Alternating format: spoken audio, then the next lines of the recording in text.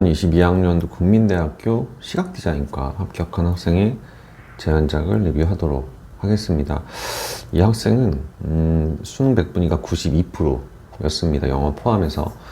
그래서 일단 뭐 시각디자인과를 쓸까 영상을 쓸까 사실 이제 뭐 이 두 과 중에서 고민이었는데 늘상 뭐 어느 과가 매해 뭐 어느 과가 높았다 어느 뭐 항상 예측할 수 없기 때문에 일단은 포괄적으로 공부하고 싶은 시각디자인과 지원을 하게 된 겁니다.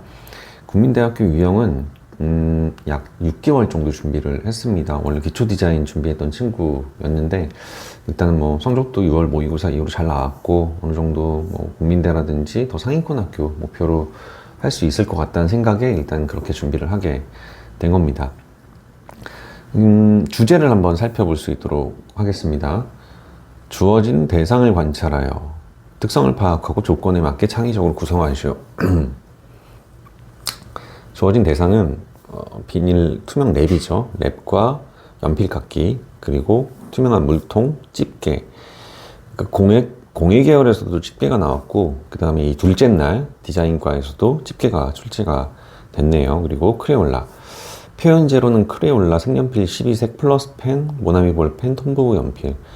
그러니까 표현하기 어려운 재료를 주지는 않았어요. 올해 같은 경우는 첫 번째 날도 그렇고 둘째 날도 그렇고 뭐 색연필을 같이 줬다라는 것 자체가 크레올라 플러스 펜 연필만 가지고 했다라고 하면은 뭐 중간 색이나 중간 묘사를 치기 조금 힘들 수도 있을 텐데 다시 또 섬세하게 중간 톤과 묘사를 할 수 있는 표현할 수 있는 색연필을 줬다라는 부분입니다. 근데 우리가 일반적으로 쓰는 뾰족한 색연필은 아니고 돌돌돌 이렇게 돌돌이 색연필이라고 저희가 얘기하죠. 그 색연필을 제시했습니다.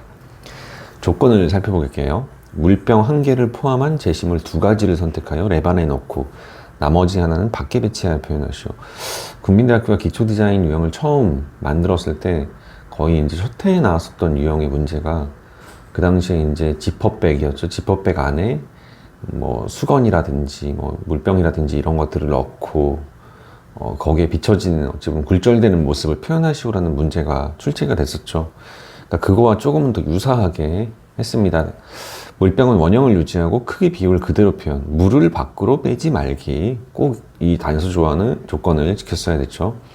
물병 외에 선택한 2가지 사물은 5개까지 개체를 그릴 수 있음.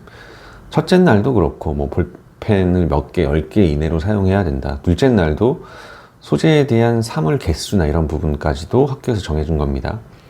자료 1. 건물 배경 사진의 일부 또는 전체를 바닥 배경으로 표현하시오. 이미지 컬러는 자유.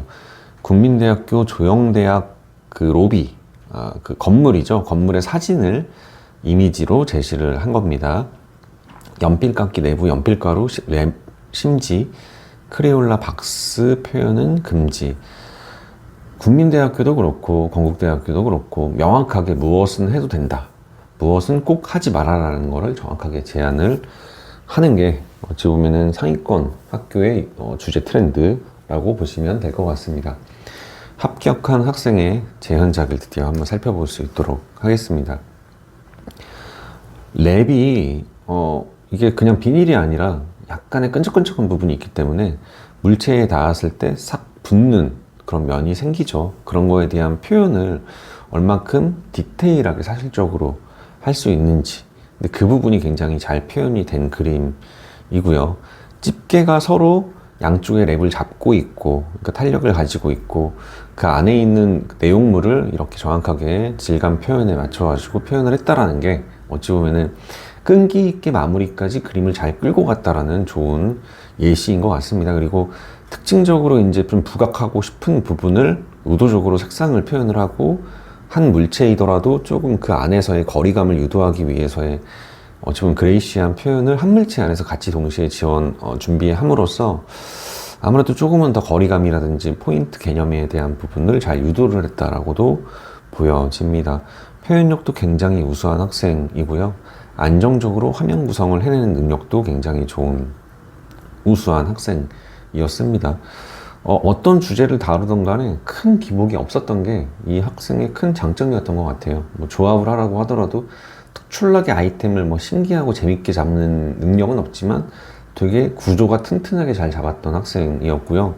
공간 디자인을 하더라도 그 공간이 막 신박한 공간이 보여지진 않지만 굉장한 조형감을 볼 수 있는 공간 디자인을 해내는 학생이었습니다. 그러니까 그런 가장 기본적인 요소들을 잘 갖춘 학생이었기 때문에 주제도 어찌 보면 되게 베이직한 주제가 나온 거거든요. 그런 부분들을 잘 만족해서 쉽게 국민대학교 시각디자인과에 합격한 학생이지 않을까 생각을 해봅니다.